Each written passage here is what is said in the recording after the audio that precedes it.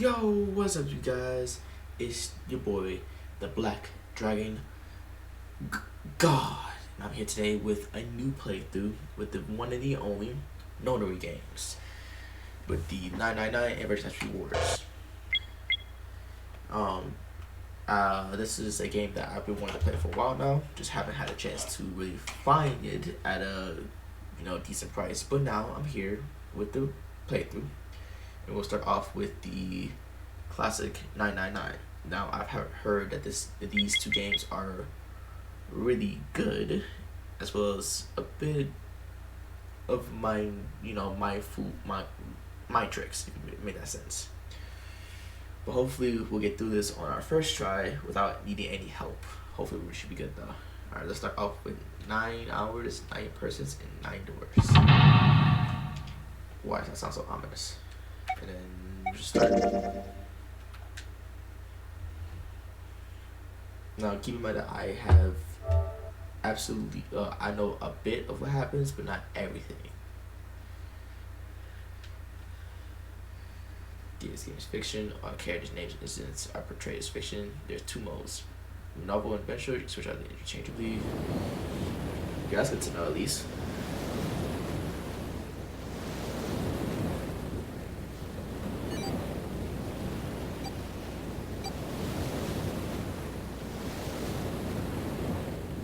It's a big old ship.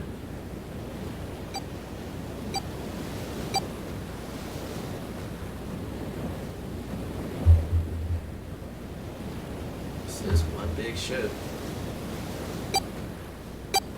What is that countdown for?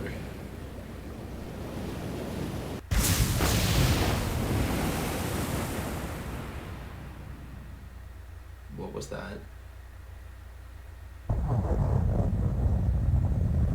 My ears. Alright.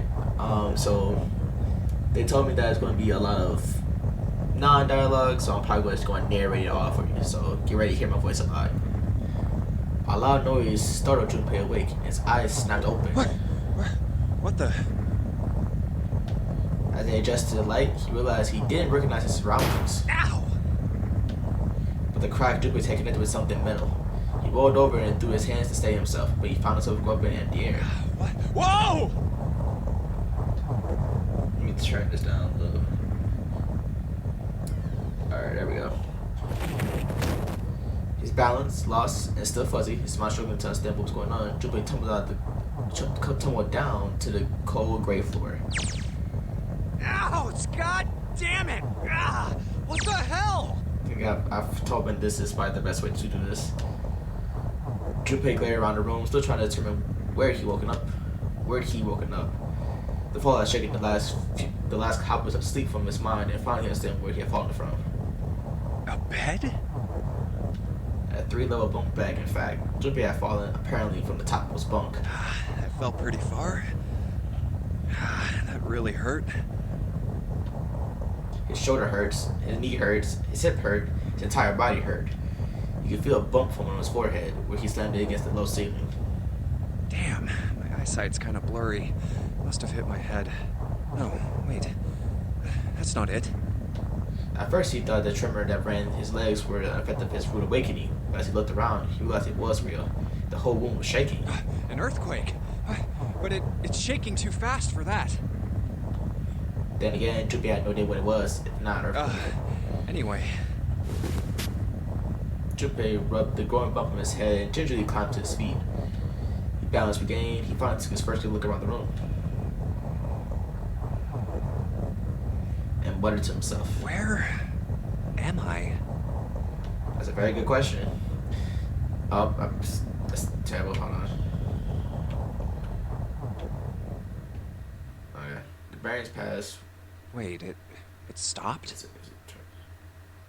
I messed up. Minutes passed while Junpei struggled to get his bearings. Then, as soon as they began, the tremor ceased. A cold silence fell over the room. From somewhere far away, Junpei could hear the sound of metal squeaking. What's that sound?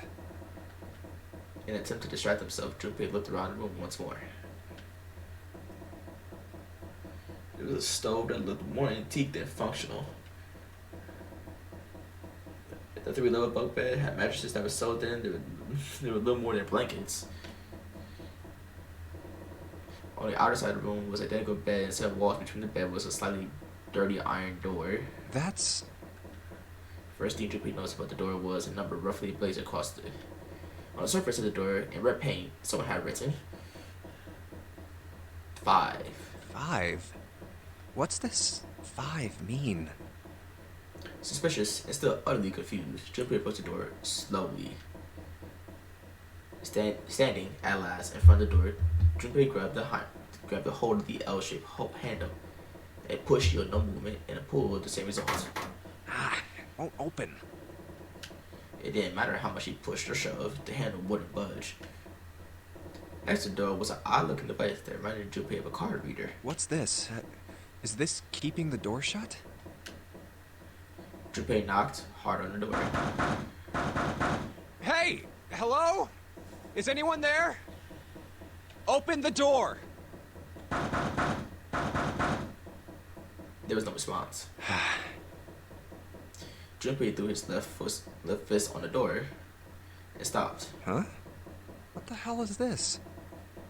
He wasn't really sure what else to say. On his left wrist was a bracelet of sort he had never seen before. The fuck is that? In the center was a large LCD display. A watch? It doesn't look like one. It's an ugly looking watch. 5. Same number as the door. That's the same as the door. True, the numbers were the same, but he had no idea what that might mean. All he knew was that it was a strange and new, and he wanted it off. Junpei flipped his hand over as he removed the watch, but... What? How do I take this off? Good question. The other side of the bracelet was solid. No buckle, no clasp, no nothing.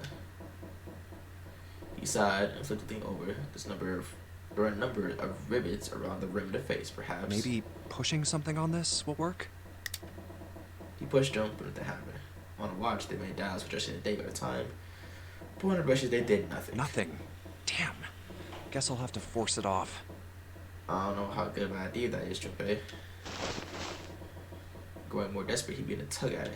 However... No good. This stupid thing won't come off. A steel ring ran from the face around Junpei's wrist and back into the face. He wouldn't be putting the bracelet off at any time in the near future. What the hell is the deal with this thing? That's a very good question that you don't have the answer to. And, man, I wouldn't be playing with stuff that I don't know what it was. I mean, I would want it off, but I wouldn't be trying to mess with it like that. Frustration and desperation were beginning to mix as the reality of the situation began to dawn fully on Junpei. So much would have happened, but none of it made sense. Junpei felt though he been about to explode. Where am I? And why the hell am I here? Why? What the hell happened to me? That's all very great questions. What the fuck? My head. Pain bloom with my tongue. Pain bloom, but he did his best to shake it off. He raised his head. Huh.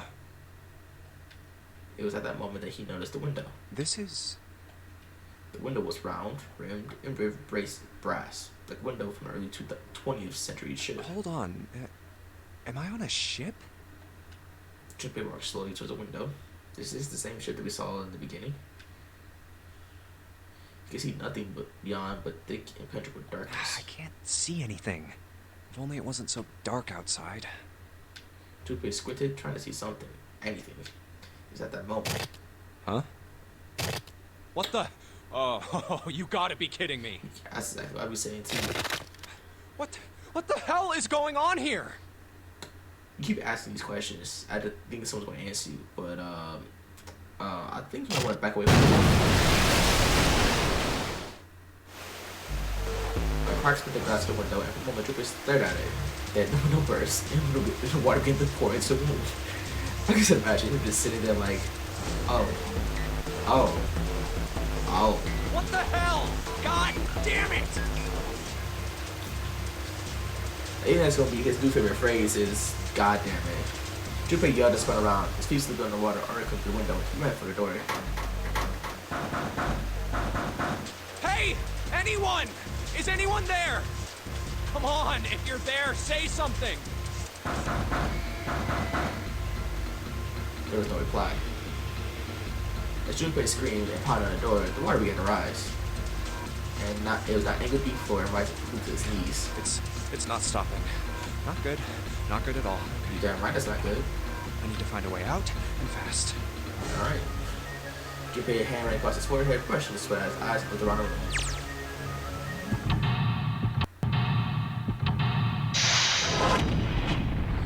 That's a nice little cool little bit. Seek a way out. Awesome. Let's do this.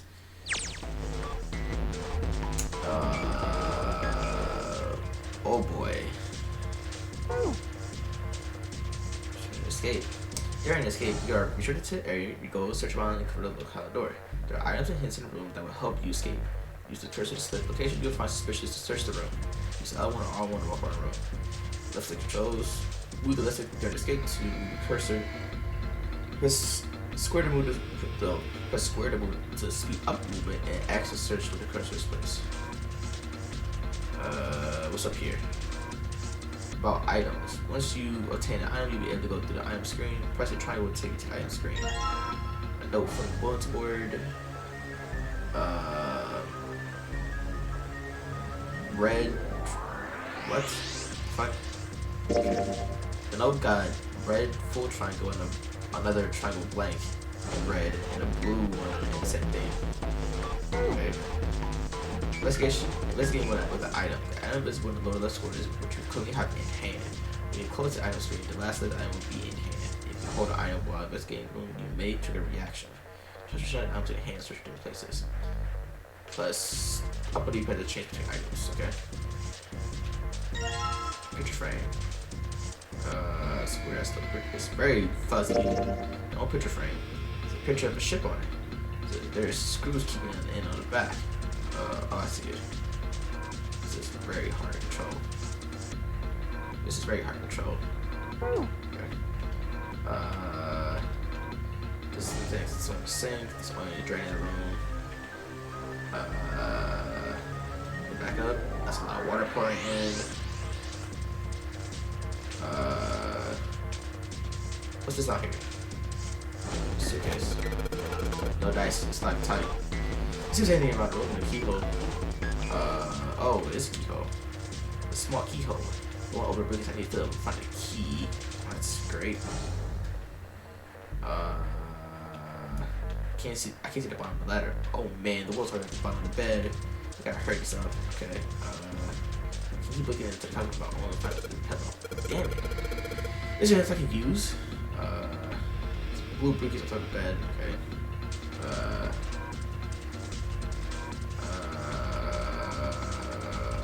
Confused now. What's this one? Well, I can reach this block. Might as well look through it.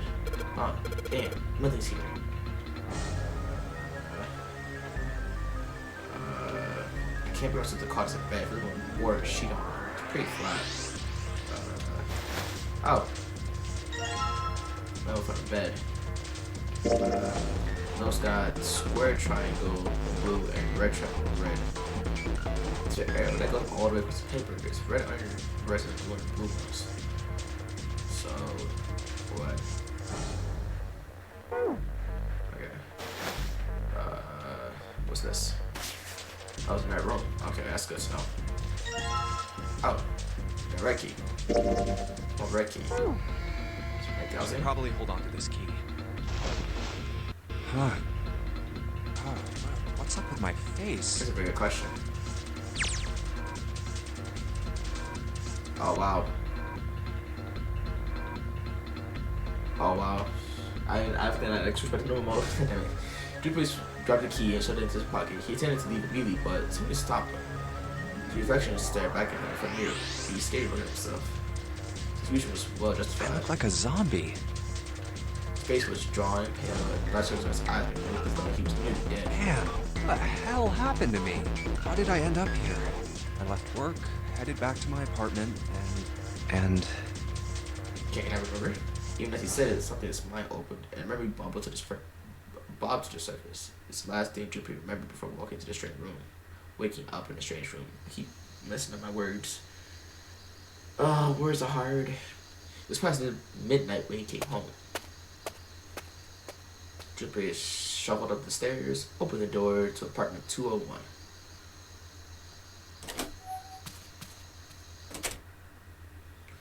Inside was his apartment, a small one-bedroom affair that ran about $630 a month.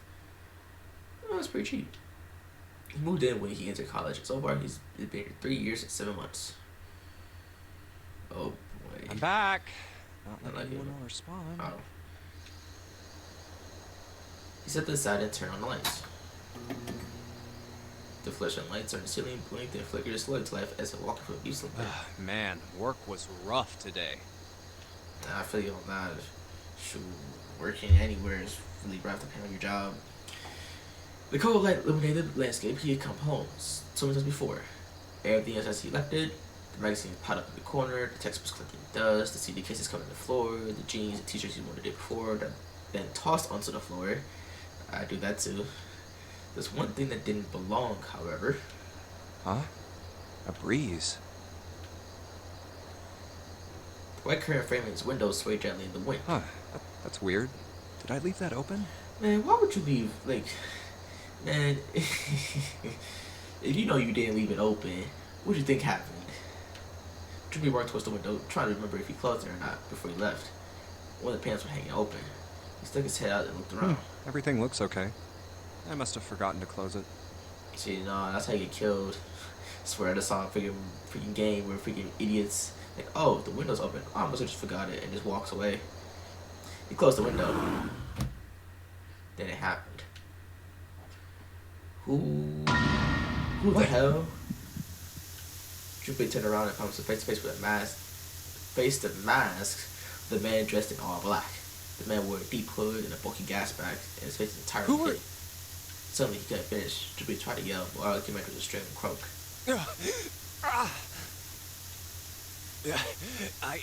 See, that's nightmare fuel right there. Now, this picture right here is nightmare fuel for people.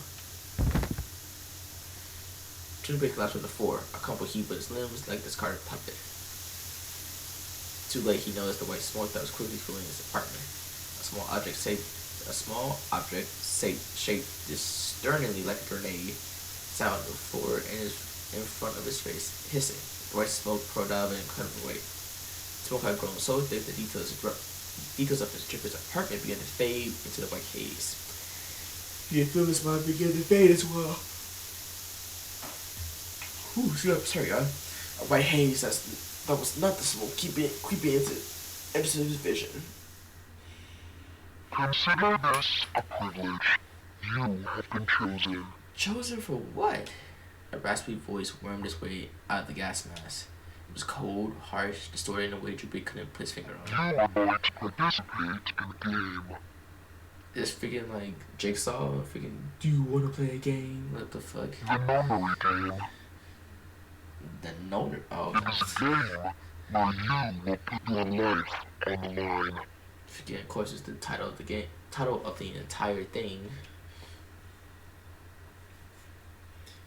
That's the last thing Junpei remembered. The white smoke overpowering him.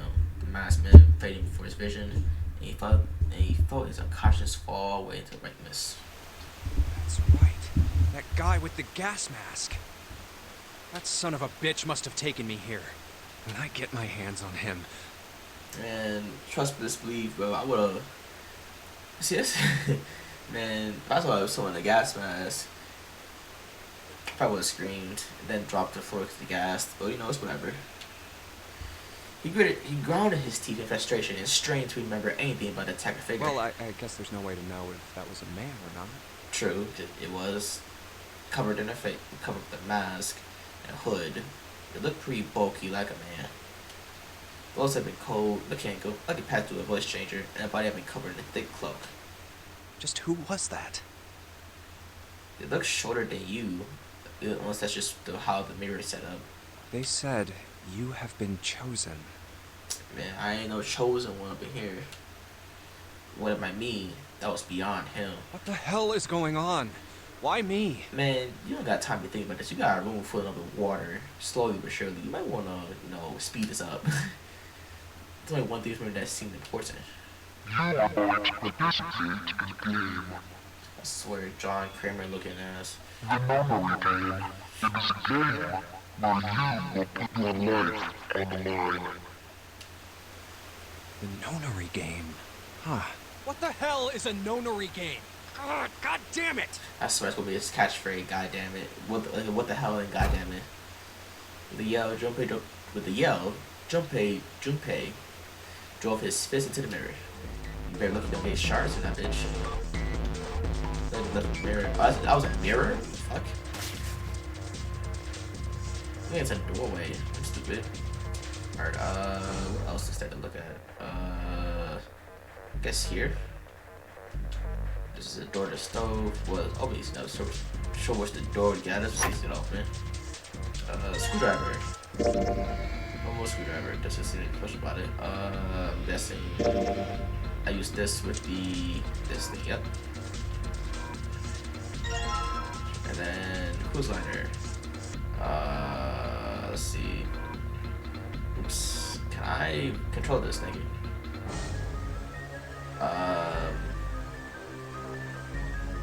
So I'm guessing the out colors. I'm guessing.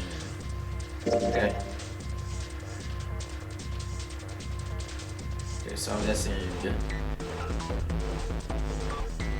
I don't know what color is what though. Combining items. That combining items to combine item. Cannot happen. Try to commercial. Trying to research. Screwdriver, huh? Well, wonder what that's right here. Because that's what I did already. I just did that already. Total stove. Inside though. Alright, close that up. Shoot. Guess that's a lever, huh? Maybe I can pull it. What was I playing? Maybe we know it's that's of red. Displays have changed. Damn it! Why the hell is this thing opening? I got somewhere. Shoot. You see all the down here. It's pretty high up there.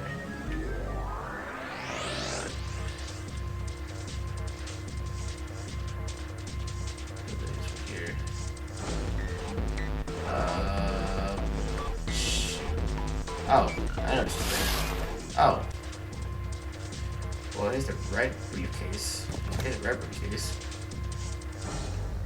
So I still need. Oh wait, I have a key for this one though.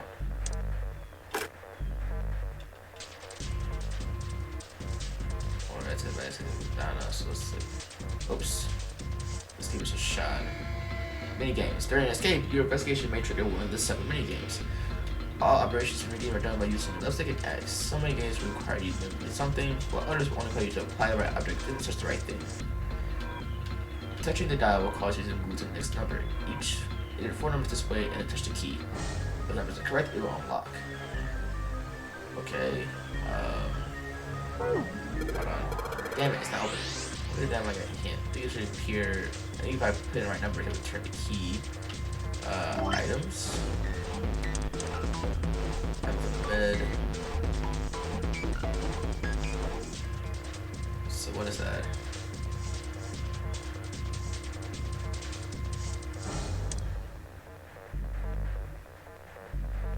I hate this thing because it's so hard to control.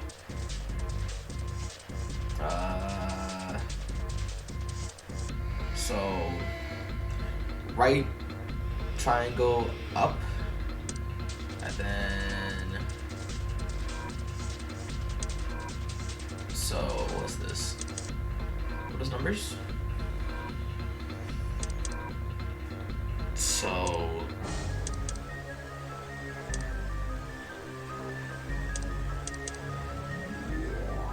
7,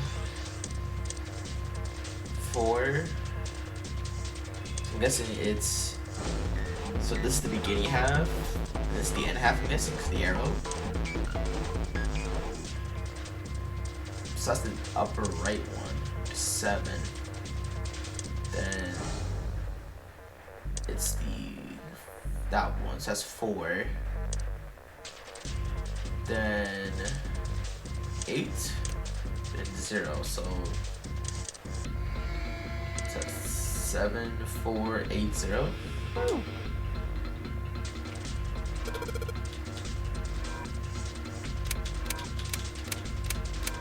7, 4, 8, 0. No 0 on this. Oh, it goes up to 5. Ooh. So, did I have it wrong? Oops. Wait, I have it wrong. Fuck. I think I have it wrong. No. 7, 4, 0, 8. So confused. Alright. 7, 4, 0, 8. Oh yeah, this goes to 5. Oh. This goes to 8.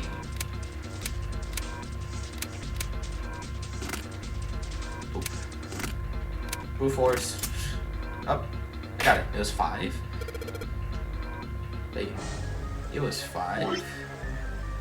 Oh, was it I think it's a full square. I'm an idiot. I'm an idiot. I think it's a full square, not the, I feel like it's gonna confuse like, wait, like, stack of red cards. 1, 2, 3. Okay, that's that. So I got that one. I'm still confused which one. Pair of switches.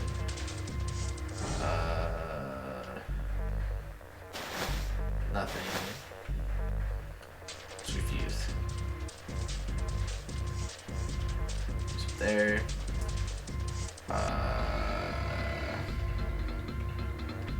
Bulletin boards looking on it. Something right here in electricity. I'm so confused.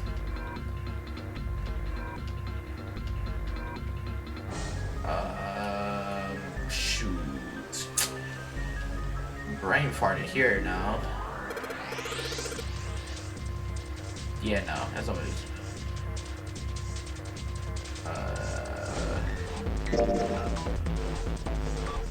What haven't I checked yet?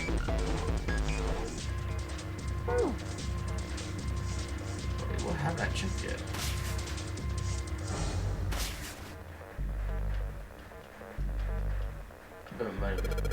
Yeah, that's it.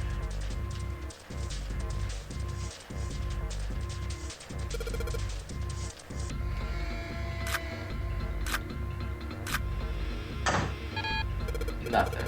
Okay, it's not working. Why? Damn it. This is working right? Shit, it's coming now. Where are these other cards at?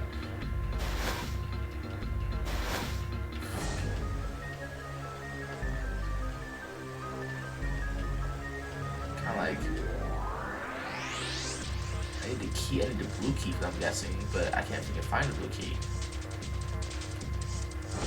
I'm just confused.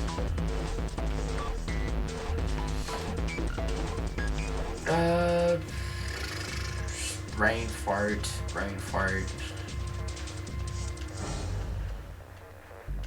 Kind of just like useful on it though. Is there more in here? I missed. Oop. What the heck? I didn't know. Oh, I can interact with this. Man.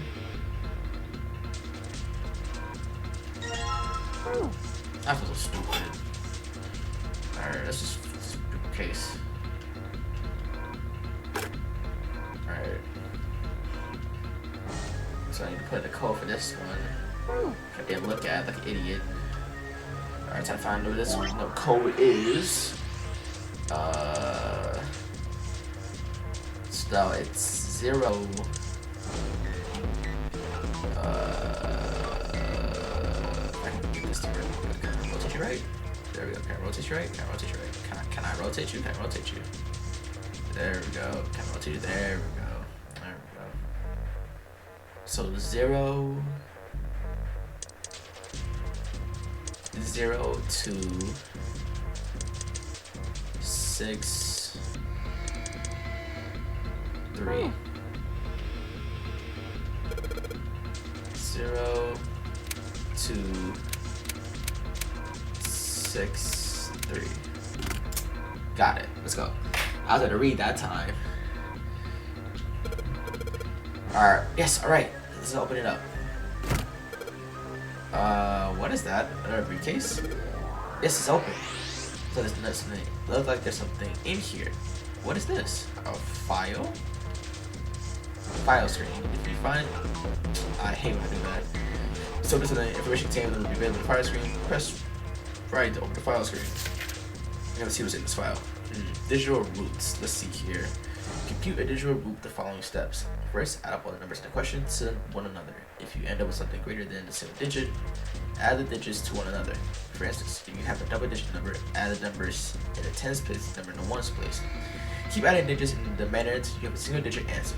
Then that final digit is what your digital root is. For example, the digital root of 6, 7, 8 would be 6 plus 7 plus 8, 21, 21 plus 2 plus 1 is 3. Therefore, the digital root of that is 3. Example, digital root of 1, 2, 3, 4 would be 10, would be 1. Therefore, the digital root would be 1. I see. Just keep adding the bits, I guess, a digit number.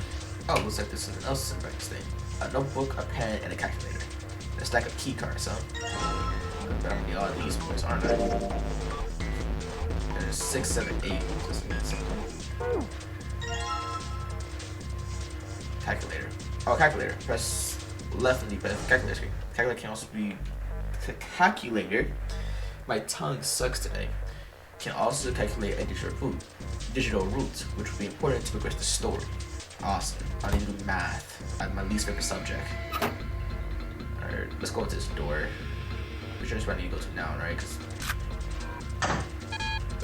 Damn it. Not again. There aren't any more cards in here. I only got one hint. Of course. The files. The file says something about digital root. A digital root? Digital root, huh? What am I supposed to do with... There's a 5 on the door. Do I get a digital root of 5? I'm not really sure about this.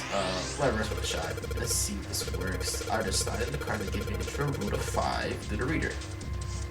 Operate instructions. You left the stick to select the cards. Digital root is select the cards will be displayed. Reset when you select all the current cards.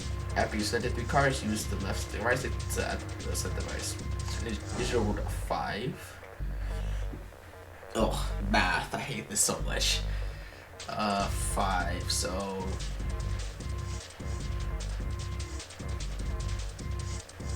Let's see. 3 plus 6 is 9. Plus 7 is 16, which is 7, no. 3 plus 6 is 9. No, I need this big, so. 6 plus 7 is 13. Plus 2. No, plus 1. So 1 is 6 and 7.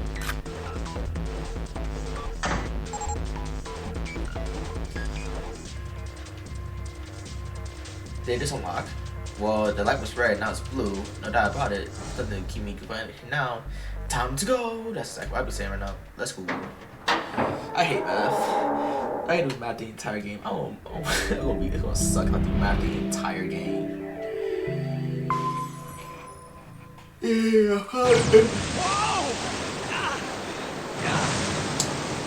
Last time I wonder if we get here. Accompanied by a wall of angry water, jump inside of the room into the opposing wall. Bet that hurt. Ow! Yep. The water tossed and turned him like a washing machine, and he only stopped rolling when he hit head on the wall. My head. Wait, is it over? Considering for the matter that I've heard this game's like 30 hours long, no, you're just beginning. Whew. That felt too much like being flushed down a toilet. Damn. How would you know it being flushed down a... No, not gonna ask, let's just keep going. Junpei struggled to his feet in the still rushing water. Well, better than drowning, I guess. Yeah. Am I in a hallway?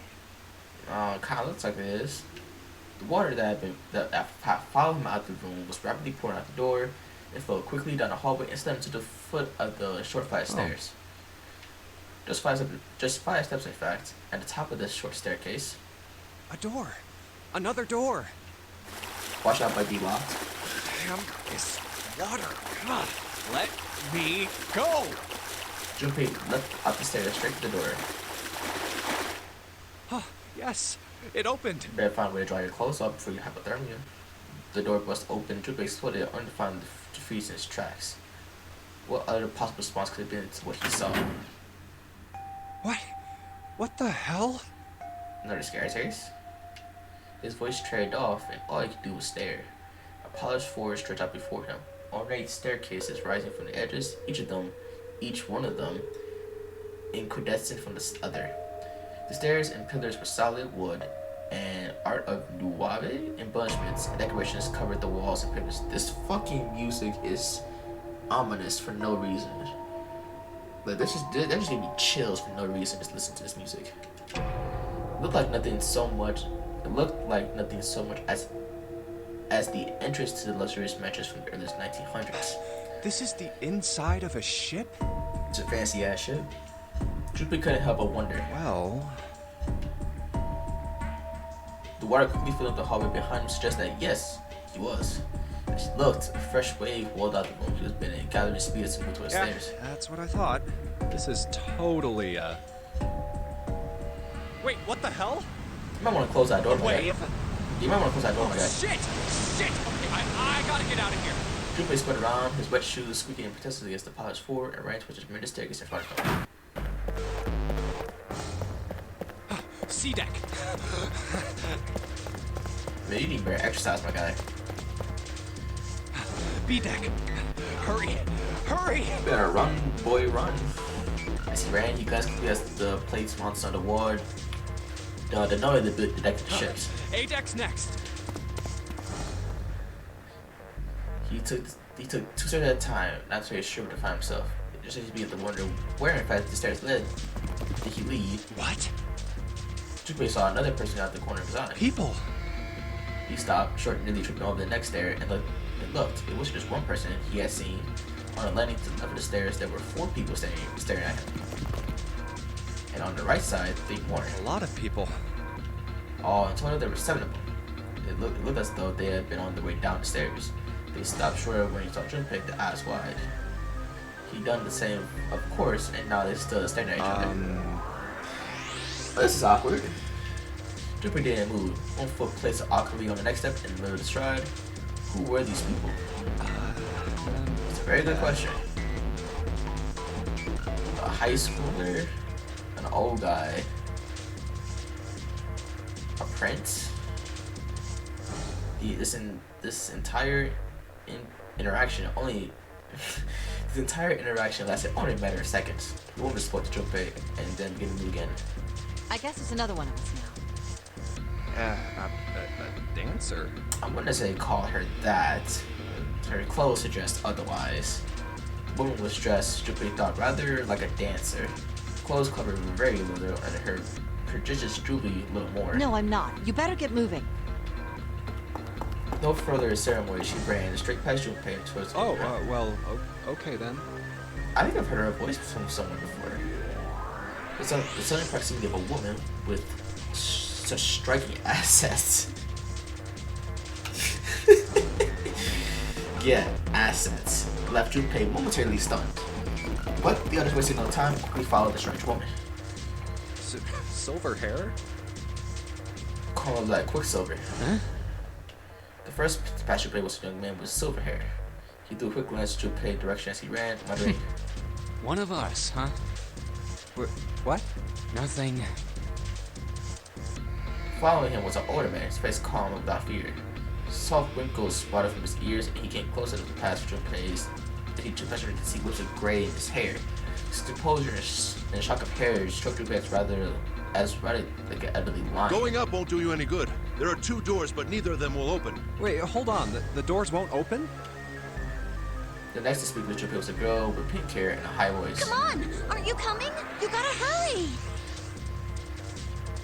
Her small hand was wrapped around the wrist of another man. His eyes were closed, almost though he was sleeping. His features were graceful, almost serene. He was dressed rather elegant for someone's age. Something about his posture seemed very refined. Junpei couldn't help feeling he was noble and dignified somehow. He certainly never seen one, but this might seem like what Junpei has always imagined a prince would be like. That's 9 of us then. What's the other All one? of the cards are in hand. What the fuck that mean? Exactly, Junpei, what the fuck that mean? Junpei opened his mouth to ask the other man we met, but the girl with pink hair rushed past him. Wait! They're gone. Just what is going on? You've been asking that question since you got here, Junpei, and you still haven't got an answer. Which thing's gonna be now different? There's an old man like a lion, a girl with pink hair, and a prince, and I have no idea what they're talking about. Sounds the start of a Disney movie. You turn just in time to see two more people running towards him.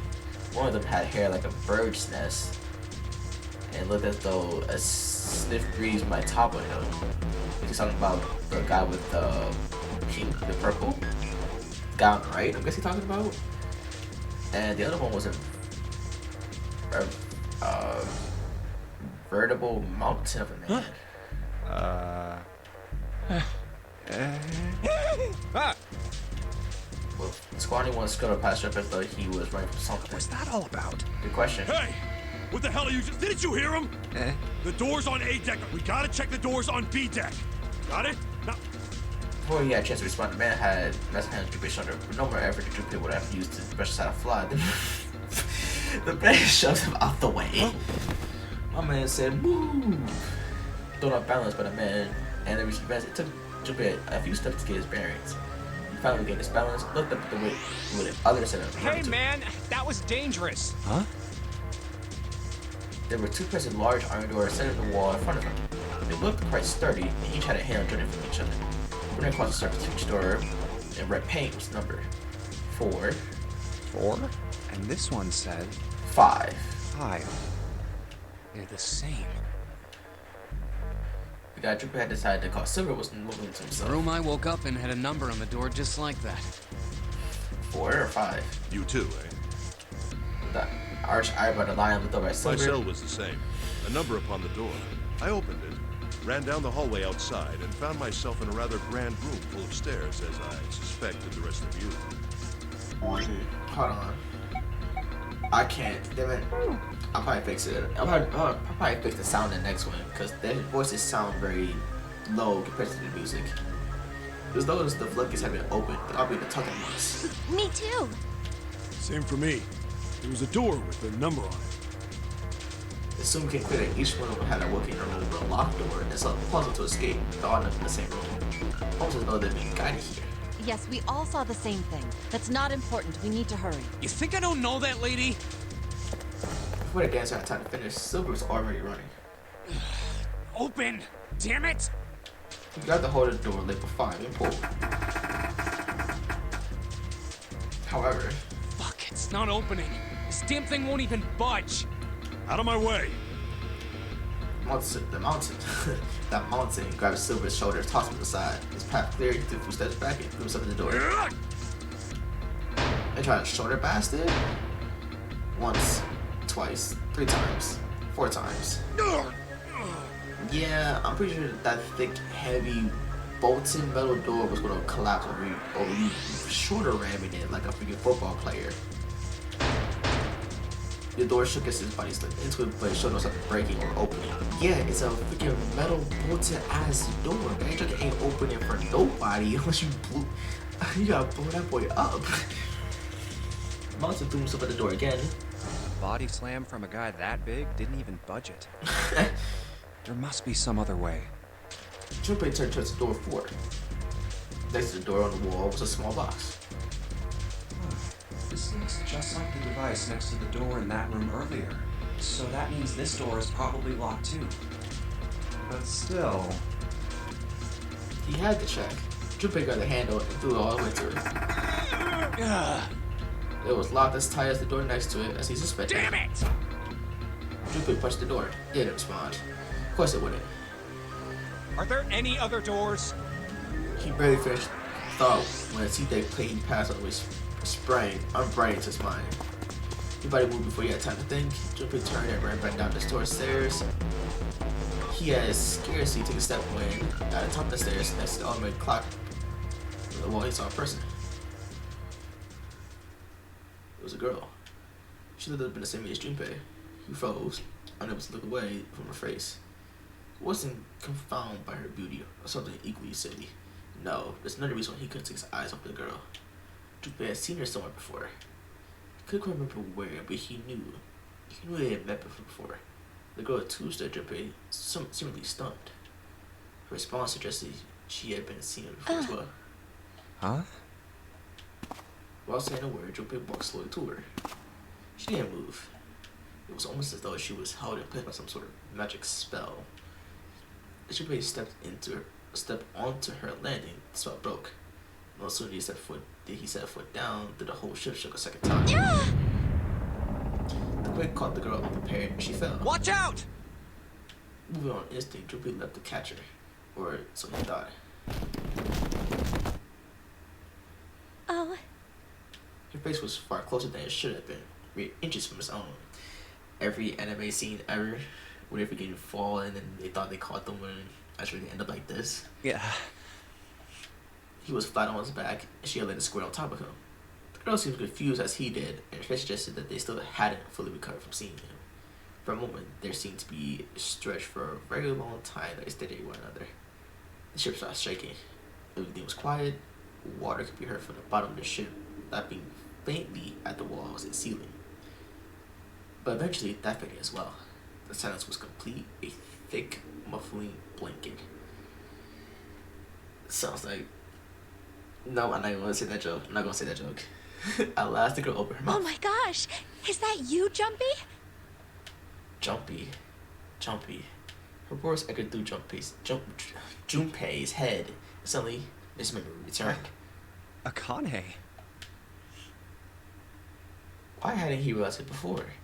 The girl was Akane Kurishiki. She and Junpei had been friends in childhood. They'd gone to elementary school together for 6 years. But what was she doing on this ship?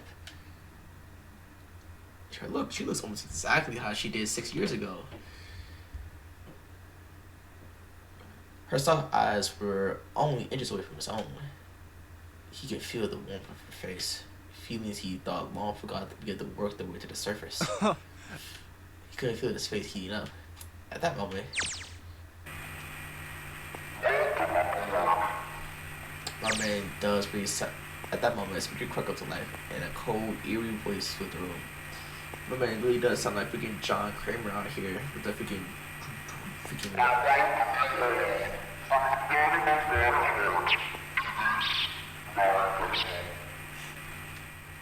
What? What's that voice? They hurried to take themselves from each other and struggled to their feet.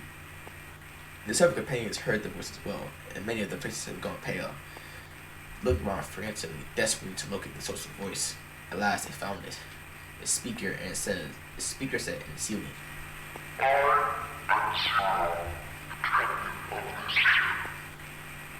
Okay. Okay. The voice was harsh, obscure, obscured occasionally by the crackle of static. This is... Junpei recognized it. How he had forgotten it. That guy in the gas mask! Hey, asshole! What the hell is this? Come on out here. I want to get a look at you. What do you mean to do to us?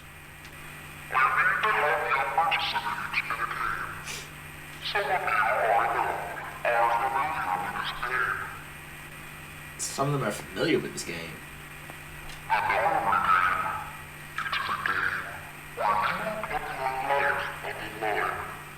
Nonary game. That's what I'm saying. Question mark. What the hell's that? The voice continued, implacable.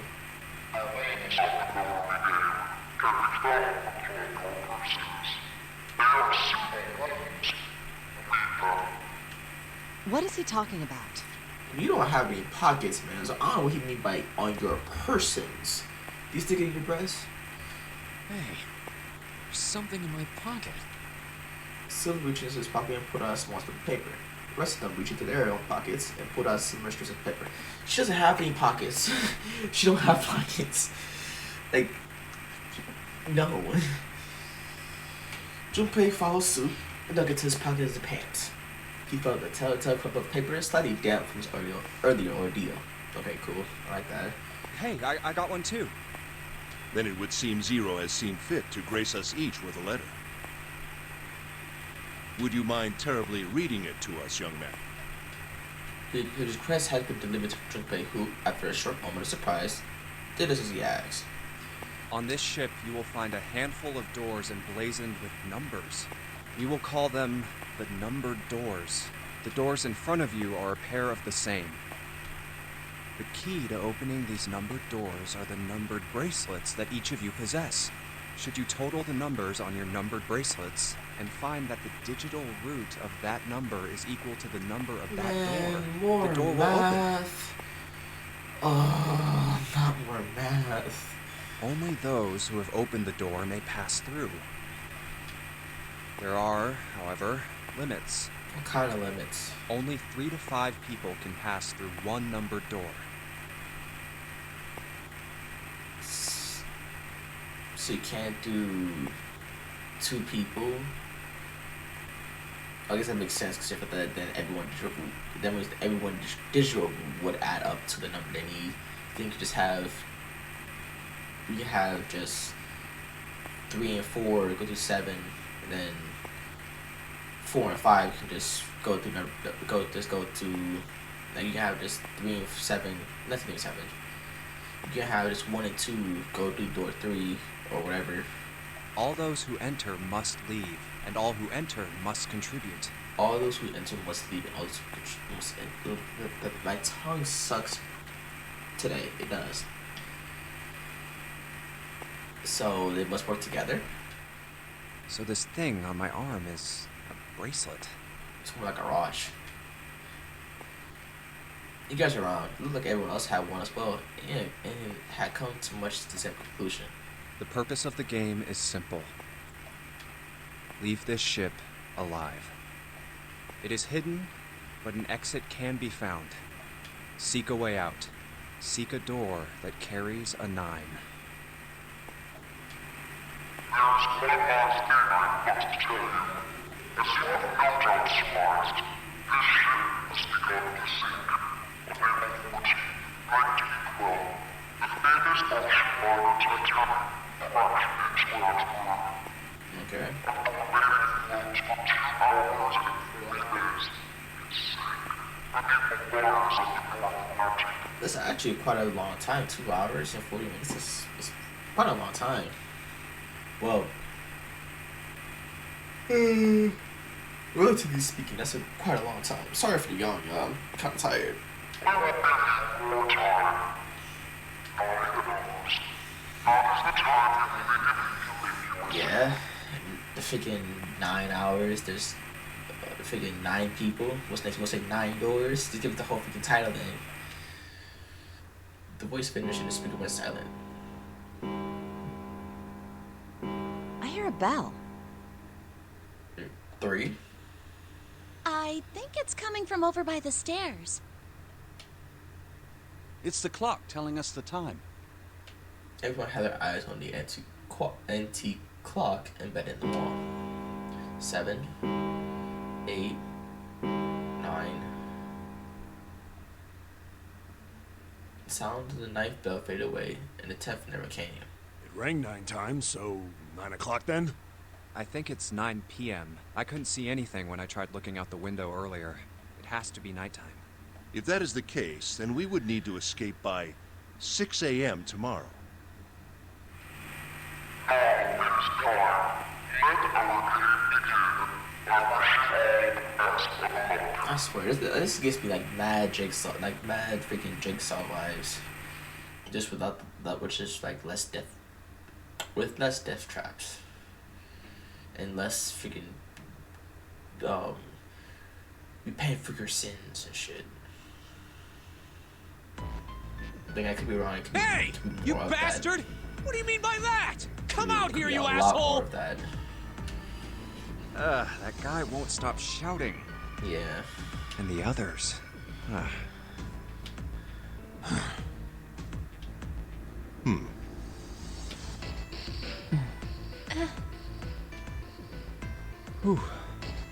Junpei 2 was consumed by his thoughts. I have way too many questions. You and me both, Junpei. Who is Zero? That's a good What's one. the Nonary game? What's it for? Good question. Is he some nut job just doing this to mess with us, or does he have some other purpose? Could be a little bit of both. Why pick me to be part of this insane game? Hey, listen, I'd rather it be you than me. Because I won't be able to do this math shit, bro. And the others? Why are these 8 people here? And the most confusing of them all. Why is Akane here? Why is that confusing? I haven't seen her since elementary school. Okay. Why her? Why now?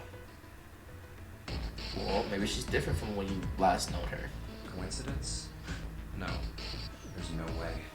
There has to be a reason. Coincidence? I think not. I don't know what exactly, but there has to be. I swear, like, those freaking memes be hilarious. Very well. Okay, Lion. The Lion voicing. I'll understand. Standing around here won't do us any good. Best we get moving, don't you think? Get moving? Are you planning to open the numbered doors? Hey, wait! But don't tell me you're actually gonna do what this zero says. No, that's not what I mean. The Lion shook his head, mildly annoyed. I'm saying let's find another way. After all, we haven't really examined this place yet. What? Where have we not looked? Everyone searched A-Deck already, right? Yeah, we were kind of in a rush though, so we probably missed some things. Why don't we check out the lower floors first? We should see how deep this place goes. I can work with that. Then let's go. Okay.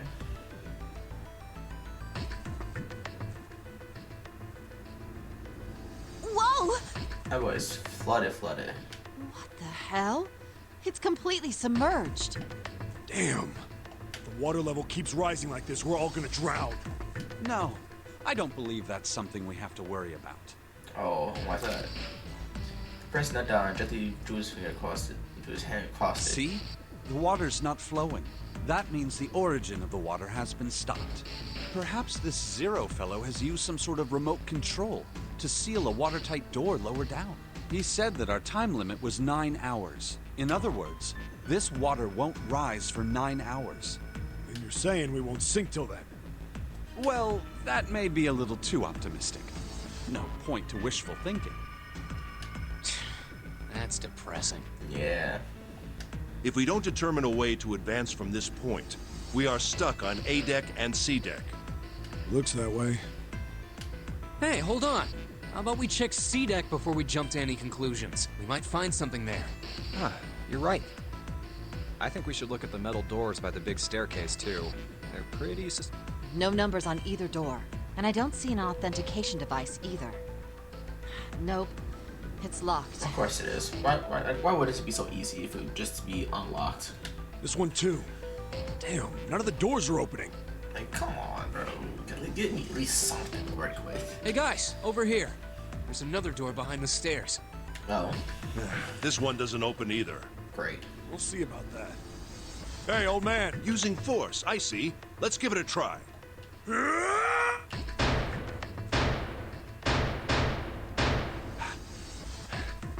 It won't budge. Could you not just start shouting out of nowhere? You almost gave me a heart attack, you know. Oh, It doesn't appear to have moved even with 2 of us trying. It's very well made. Yeah, well, if you're stuck. Idiots. Try using your brain first. huh? Take a closer look. A keyhole. Right. It's obvious what we need to open this door. A key, huh? You got a problem? No, I just really doubt we'll find a key that easily. You'd be surprised. In order to test every between the two, Junpei moved closer to examine the doorknob. What's this? Just above it was a strange mark with silver circles surrounding a dot. There's a mark on it. Hey, look! Over here, too! That door? Oh, Pinkhair was looking at the double doors that had More doors. I think they're elevators. There's an inverted triangle button by them. May as well try pressing it.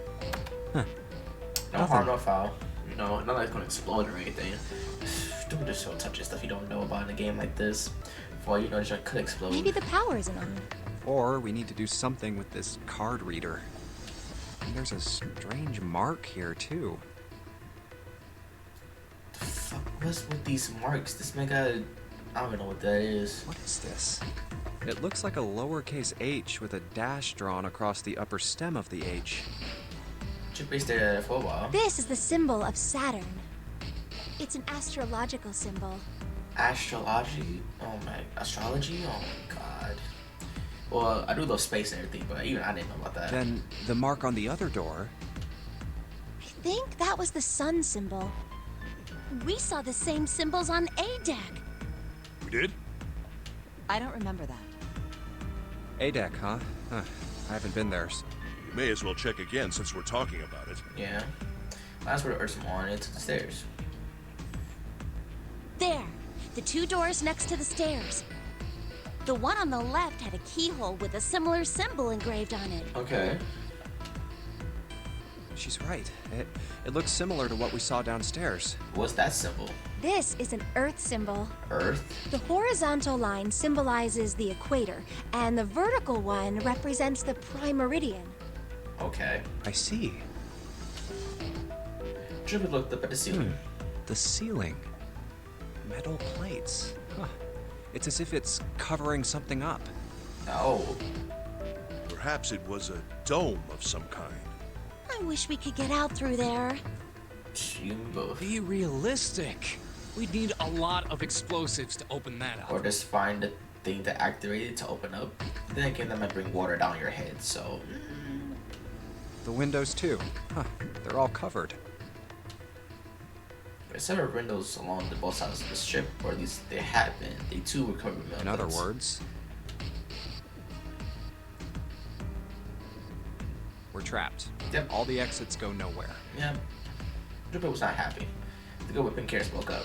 Well, I'm sure they go somewhere. We just can't open them. Then the monster spoke. You don't know that. For all we know, they just open into walls or take us in circles. Wouldn't surprise me for a game like similar to something this is gonna be.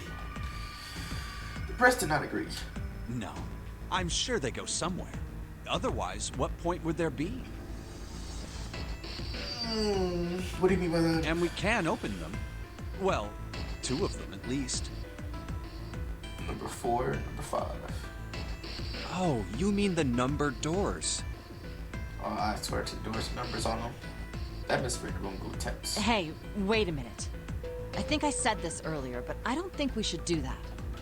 The dance moved in front of the doors. There's the block. We'd have to be crazy to open these doors. If we do that, we're doing exactly what Zero wants us to do. Suddenly, everyone began to speak at once. May as well give it a shot. We can't stay here forever. Yes, I'm in favor as well. No, I'm totally against this. But shouldn't we at least try? We don't know what'll happen. We should stay here. Stay here, and it just. I see her point of not playing the game. You can't get killed by the game if you don't play it. But one, you're on a time limit, so you're gonna die anywhere if you don't just get time limit. The doors aren't being opened; they're all locked, and the only way to go is through those doors. The other doors, other than the other doors were open and unlocked, then that's fine. But they're not, so there really no choice here. We don't have time for that. In 8.5 hours, this ship is going to sink. Yeah, so like, I understand why she doesn't want to play the game, but if they exhausted all possibilities and the doors that you can go to are locked, more stuff to do. Just sit there for 8 hours and die. The clever voice made exit as he put the room was saying. The arguments grew more and more intense until people were shouting and screaming at one another. Hey, shut up! They fell silent and all eyes on Junpei. They felt each other's stares burning into him, but he refused to flinch. Before we try and decide where we're going to go, there's something else we ought to do. What's that? We need to exchange information. We don't know anything about each other. I want to know who you guys are, where you came from. Don't tell me you aren't curious too. They were silent. Some of them looked the other way or bit their lip across their arms to stare at the ceiling. One of them spoke up. It was Akane. I agree. I think Jumpy is right. Jumpy? Oh, I'm sorry. I'm talking about him. I just call him Jumpy. His name? She pointed towards Junpei. We're childhood friends. We went to the same elementary school. Wait, stop! Don't tell us stuff we didn't ask you about. Zero's probably watching us right now. What are you gonna do if he's listening in? Oh, would that be bad? Not really. Unless I'm just stupid and I just don't think that's bad. Hell either. yeah, it would! We don't know how much that bastard knows about us. I'm pretty sure she knew enough that Junpei was located in said apartment and knocked his ass out. I'm pretty sure she knew enough. If he knew where Junpei was. Maybe he just picked a bunch of random people to kidnap. But then how would he know you guys lived? He just would have just... Okay. Maybe I'm just overthinking this. If that is the case, then it'd be dangerous for us to let him know too much. I think I'm just overthinking this. If Zero knows who we are, he could go after our families. I'm pretty sure he does if he knows your names. Maybe he'd tell us he had them, get us to do stuff, you know? But whatever. But we still need to know what our names are. It's going to be hard to talk to each other if we don't have names. Correct. Alright, then why don't we have code names? To him, apparently, it seemed like it's an obvious solution. Code names? Yeah, we'll each pick something. Like, I'll be 7. 7? It seemed like a fair question. I asked it too much. I keep putting X too much. The only thing that stuck out is the arm. Because this bracelet number says 7. Oh, I get it. Yeah, that's a good... He's smart. All right, I'm gonna be Santa. Any of you chumps know Japanese? No? Well, san means 3. So, I'll be Santa. You know, like Santa Claus. Fits, don't you think? I was like, okay. That's really a dual-sided thing, because... I mean, san means 3, and I get that part, but why does he just... That's kind of pushing it, but I'll let it slide. Then your bracelet number. Yeah, it's got a 3 on it. Good job, Grandpa. Grandpa, that's crazy. Just like the mountain had done, the sun left hand. Sure enough, the face's bracelet read 3. Very well then. I'll go next, shall I? My bracelet number is 1. Given that, I think Ace seems appropriate. I'll be Lotus then. As I'm sure you all know, it has 8 petals. Which means, of course, that my bracelet number is... 8. I would appreciate it if you would call me Snake. My bracelet number is 2. Snake eyes, I'm guessing that. Since Ace has chosen cards, then I choose dice. Snake eyes, clearly. Which is particularly relevant given that I am blind. Oh. You can't see? I knew it. Keep his eyes closed during the entire ordeal, which is just something strange. But to hear it say so casually, is something of a surprise. Everyone seemed a little nervous at the prince's proclamation, but no one seemed to know how to react to it. Me next! There was one person, however, who didn't seem surprised at least. The girl with pink hair. I want to be Clover, you know, like a 4. Looking at almost bored, she held out her left hand.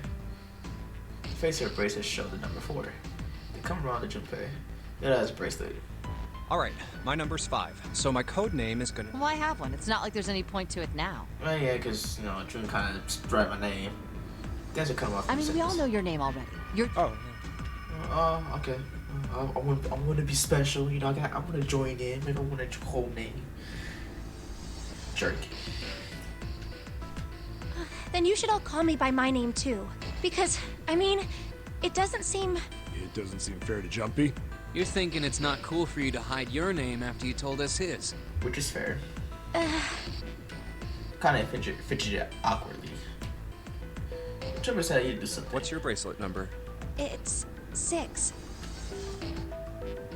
She just hit for a moment, then held out her left hand. As she claimed the bracelet showed a 6. Trevor looked at it for a moment and thought, Alright then, why don't we call you... June? Yeah, you know, it's the 6th month of the year. So you're June. Jumpy? kind of needed her hand. knitted her hands and looked up at Junpei, uncertain. He smiled back at her reassuringly. Are you good with that? Yeah. She thought about it for a few more minutes, then seemed to come to a decision and gave Junpei a small nod. Okay then. Still wish I had a freaking code name. Would be special. The names decided, Junpei went over them quickly in his So head. this is how everyone breaks down. 1 is Ace. Ace. 2 is Snake. 3 is Santa. 4 is Clover. 5 is me. Junpei. 6 is June. Okay, 6 is June. 7 is 7. And 8 is Lotus. That means 8 of us have revealed our. The only one left is Mr. That glasses guy with hair like a... Bird's Nest. Awesome. You haven't said a thing so far, have you? I've been mad quiet, but we seem very skittish. This game was pale. I'm not gonna say it because that's a very run down sticker on me by now, but you know what I'm probably gonna say. If you know the song, you know the song. His behavior seemed very suspicious, or perhaps simply emotionally unstable. It was difficult to tell.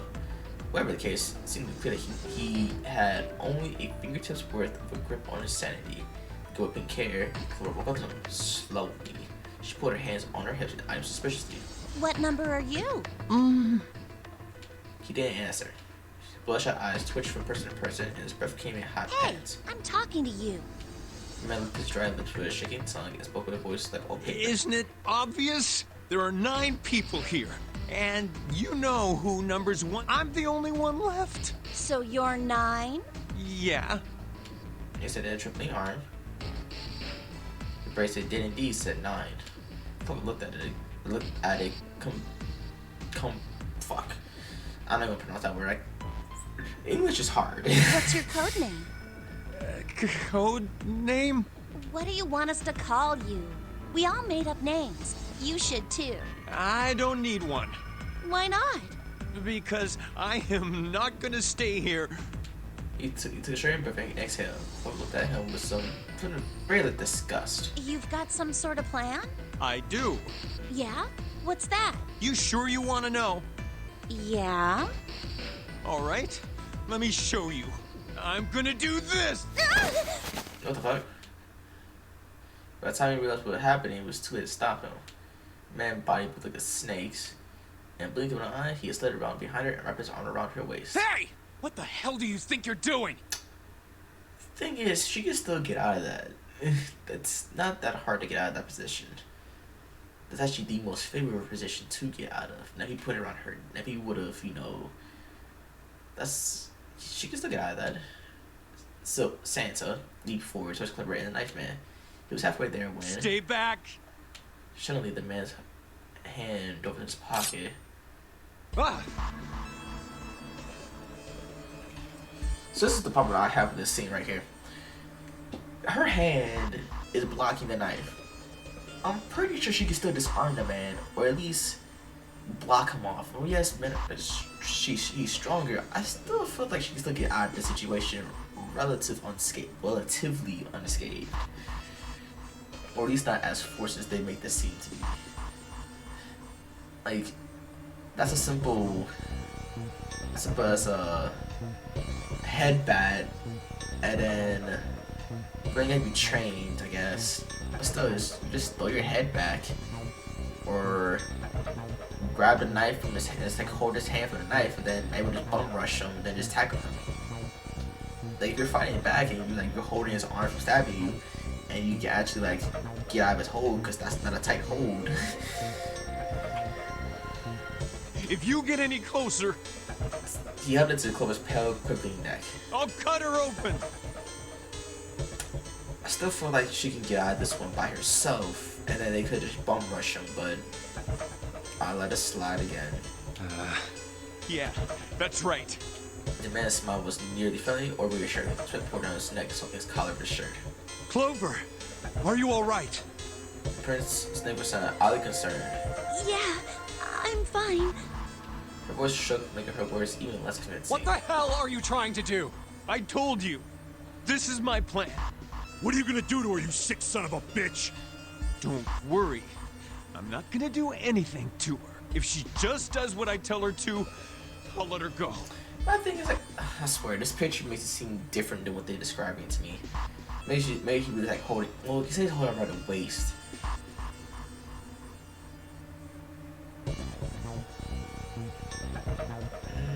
I don't know.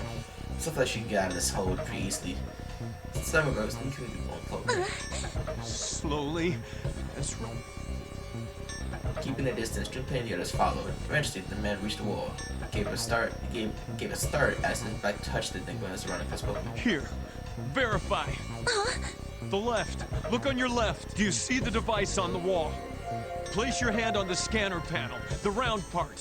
What if I don't? The man now just floated. He looked like he was about to choke. Are you an idiot? What do you think? I could slit your throat right now. Like I said, I'm pretty sure she can just block you from doing that. Because your arms aren't, you're not binding her. She has free range of both her hands? The fuck?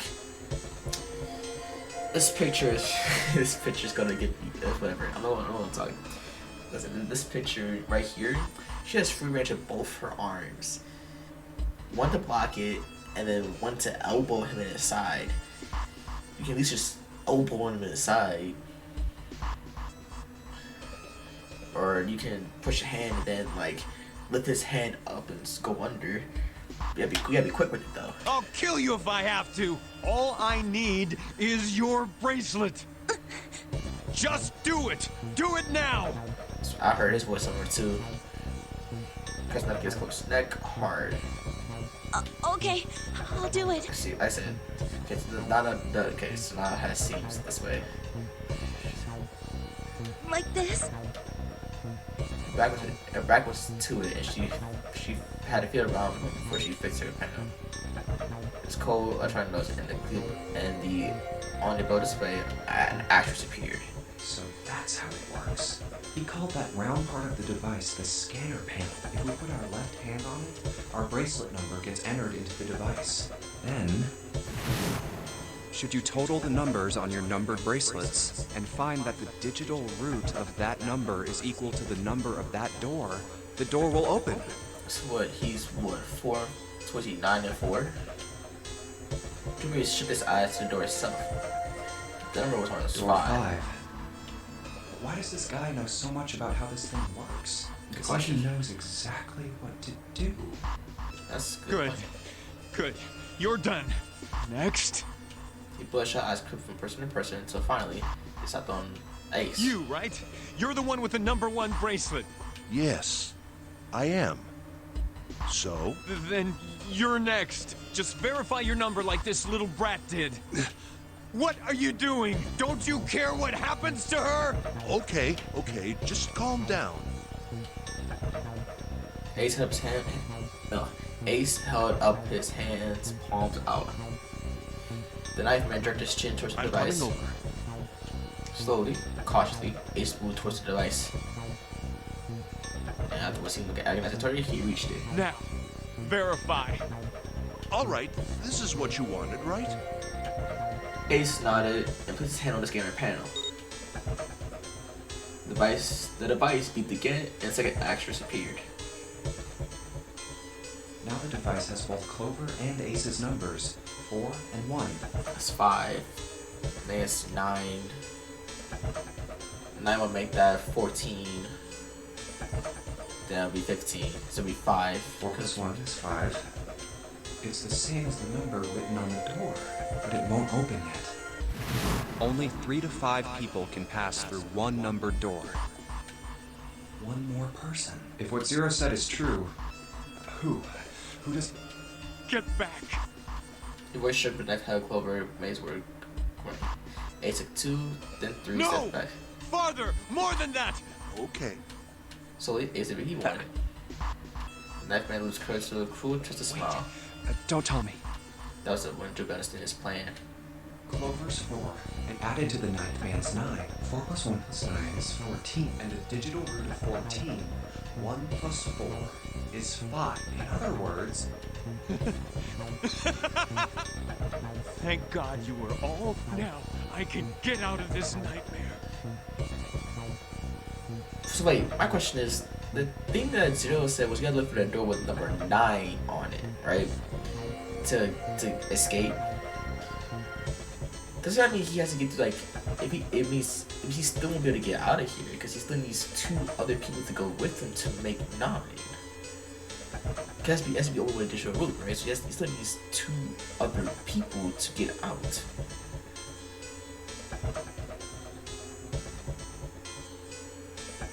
So wait, why do you think he can get out? Their items appear on the screen. He dropped his hand on the lever and outside the device and pulled.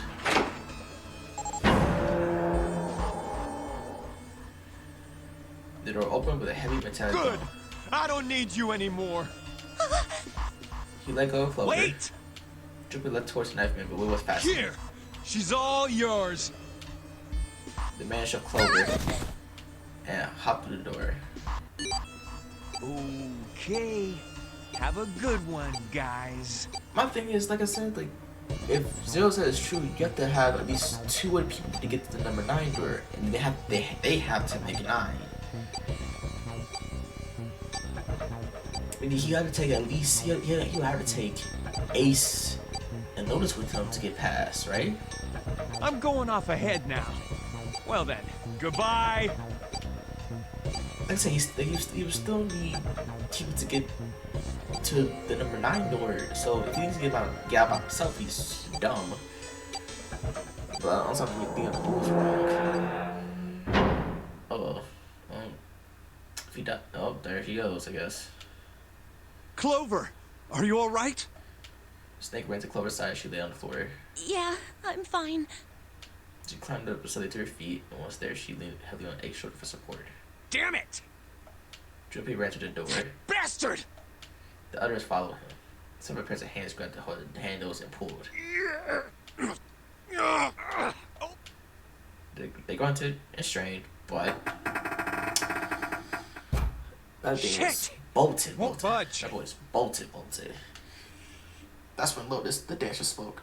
Voice quiet. Do you hear something? Like, what? Like some sort of beeping. Jupiter pressed his ear against the cold metal of the door. The others did the same. You're right. I can hear it too. What is it? Then there's something else. It was a knife man. Why is it stopping? God damn it! You lied! Lied? This wasn't supposed to happen! This is wrong! This is wrong! His voice shook with fear. Safe on the outside, they stepped back from the door and looked at one another. What is happening in there? Open the door, please! I'm begging you! Help me! Please get me out of here! Get me out of here! Ah, God damn it! Junpei grabbed the hold of the device. He slammed his hand on the scanner panel. Nothing happened. Why? Why won't it work? Engaged? Is it because it's occupied? Uh-oh. Oh my god, there's no time left! Wow. Listen, I was lied to! He lied to me! He put me in here! It was him! He killed me! I need a name, my guy. I need a name. I need a name.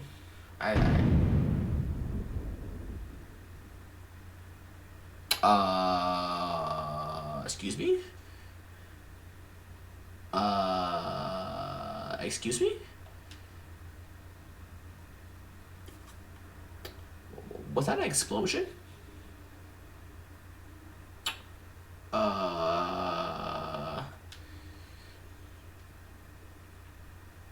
The explosion rocked the room. Instinctually, they ducked, then stood up, and slowly realized they were in no danger.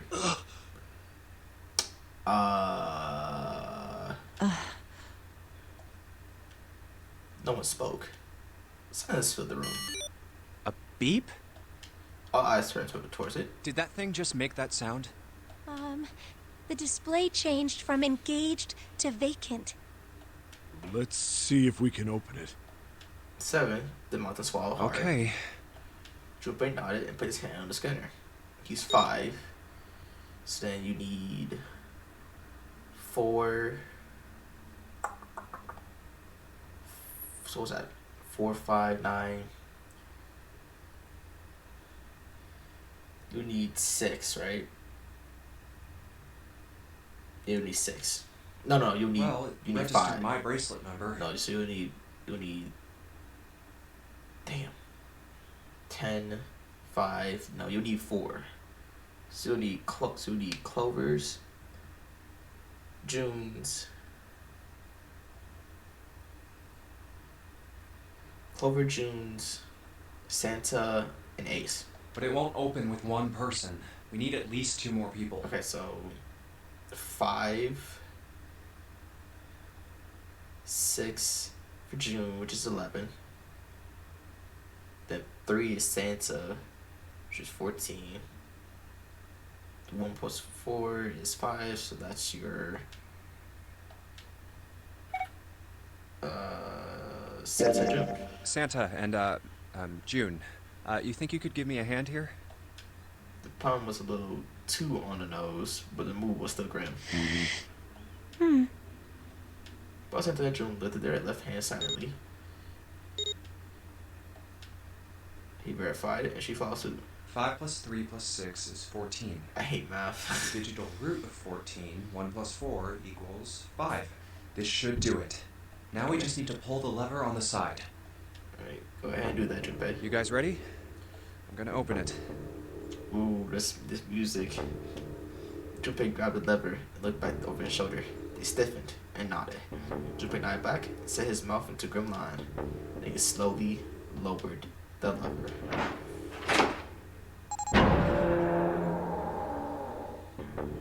Ooh, I see bloodstains. I breathed the air dripped out of it, carrying a stench that made me gag. Junpei grimaced and put a hand on his Oh my mouth. god. Good God. Lotus and Ace shuddered. 7 grunted. Whoa, that's pretty bad.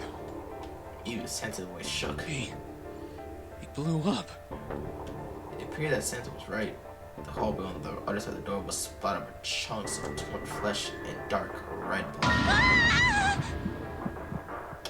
My man went kaboom! Ooh. The shriek echoed across the room. It had come from June. Then her strength left her and she dropped. As she turned to catch her, the door groaned shut.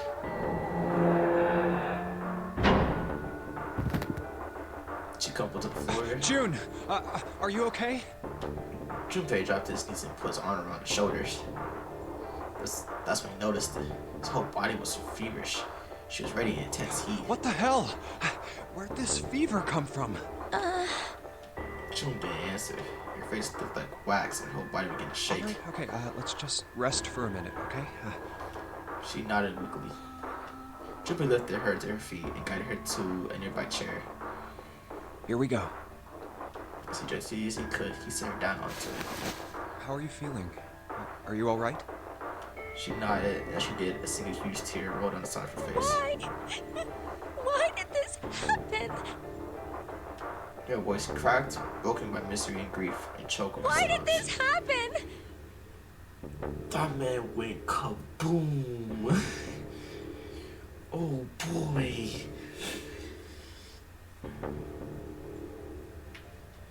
That's... Oh boy. Do any of you know what the fuck is going on here? I bet they don't. Who's Zero? What the hell is going on? What are we doing here? That's a question that they probably don't know. Maybe, I don't know. When we spoke, Ace, Snake, Santa, Clover, 7, and Lotus. They simply stood there. 7 pair of downcast eyes and 7 green lines from their mouth. June's body shook with silent sobs. It slowed as minutes ticked by. Eventually, They stopped.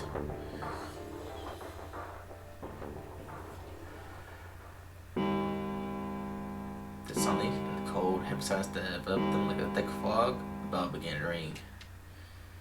The clock in the central hall, 7, 8, 9, 10. It's 10 o'clock now.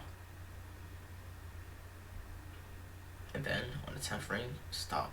The sound of the bell faded away in the silence. It's 10 o'clock then. They already wasted an hour with this shit. An hour. Ace said what each of them had been thinking. That means it's been an hour since Zero's little announcement. Seven's deep voice echoed across the room. Fuck! I've had enough of this crap! Santa leaped to his feet, his fists clenched. How long are we gonna pussyfoot around like this?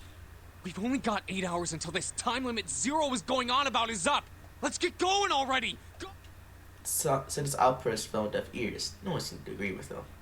I mean, yeah, they just saw a guy just blew up. Well, they didn't see the guy, but the guy blew up in that boy. His chunks are all over the walls. They stared back at him, their eyes blank and their face tired.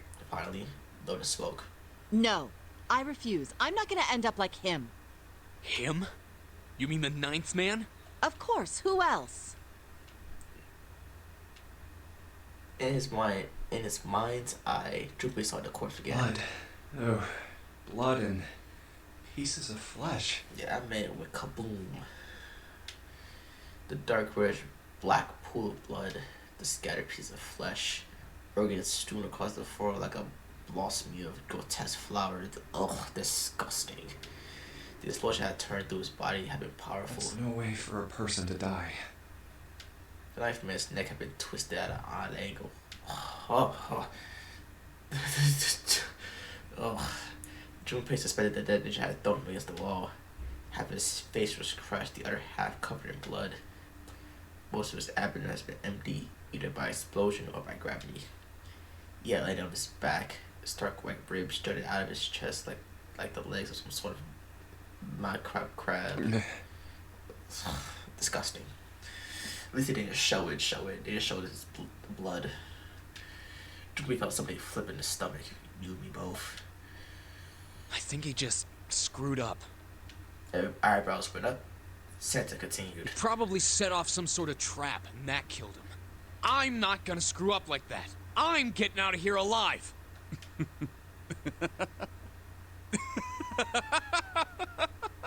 What's so funny, Snake? Wherever Snake was laughing at, Santa didn't find it particularly humorous. What's so goddamn funny? Oh, my apologies. You were just, so very confident. I couldn't help myself. What the fuck? Yeah, that's a good response. I think you've mistaken the situation. Oh? Huh? The 9th man's death. It had nothing to do with the trap. Or at least, not the sort of trap you imagine it did. Oh? Then? He broke one of Zero's rules. That was why he died. Quite simple if you think about it. Okay. What you mean? You still don't... All right. How about you take a moment and think back to what Zero said? Specifically, what did he say about the number of people? He said only 3 to 5 people can pass through one numbered door. Right? And after that? You've forgotten the relevant part. And what's the relevant part? What did Zero say? Santa furrowed his brow and thought. Junpei thought back. Zero said... All those who enter must leave, and all who enter must contribute, right? Oh, that line? I don't think he meant that as like the whole game. Like everyone has to participate in the game, and everyone who was in the game must leave. My dumbass. I think it was something like that. Oops. Whatever it was, it means that groups of less than 3 or more than 5 can't go through. That is correct. A gold star for you, Junpei. Snake inclined his head toward Junpei. The 9th man, however, broke that rule. Because he went in by himself. He tried to pass through a numbered door by himself. That was why he was executed. And Zero's watching us from somewhere, making sure we don't break any rules. Oh, I'm not so sure of that. Why not? Why not? I hate that when I say the question of the ask. Because this execution system is entirely automatic. You didn't notice? There's no need for him to monitor us. What do you mean? Yeah, what do you mean by that? Snake looked at Seven with underscores of pity inside. Very well. I see it must be me who tells you. I've waited long enough, I suppose. I had hoped Zero might spare me the trouble, but... What you mean by that, Snake? That seems increasingly unlikely. Oh boy, he couldn't see. He couldn't see them, of course, but perhaps Snake sensed the confused eyes upon him. I cannot speak. He can't see. I can't speak. When Ace spoke, he gave words to everyone else's thoughts. Do you know something? Well, I know a great many things, but yes. What is it you know? Here. Snake removed a card from his pocket jacket. Card? What does it say? See for yourself. With a flourish, he presented it to Ace, who took a close look at it and spoke. Come on now, what's the point of giving me this? Give me that. Santa snatched the card from Ace, but his expression of disgust quickly turned to one of confusion. Huh? The hell is this? Santa tugged it out of Santa's hands. Nice. The card went from Seven to Lotus, from Lotus to Jordan to Junpei. He looked at it and understood. This is Braille. Braille, the written language of the blind. The card was covered with small, embossed bumps. Junpei could recognize it, but he certainly couldn't read it. Sorry guys, I can't read this. Junpei handed back the card to Snake, who nodded at him. Okay, that was fun. What's so important about that card? I found it in my pocket. I can only assume it is a message from Zero. From Zero? A message? What does it say? Suddenly, everyone was calling around Snake, desperate to hear what the answer said. Message said, fuck. Santa especially looked as if he were about to grab hold of Snake and shake the answers out of him. Snake raised his hand. Calm down now.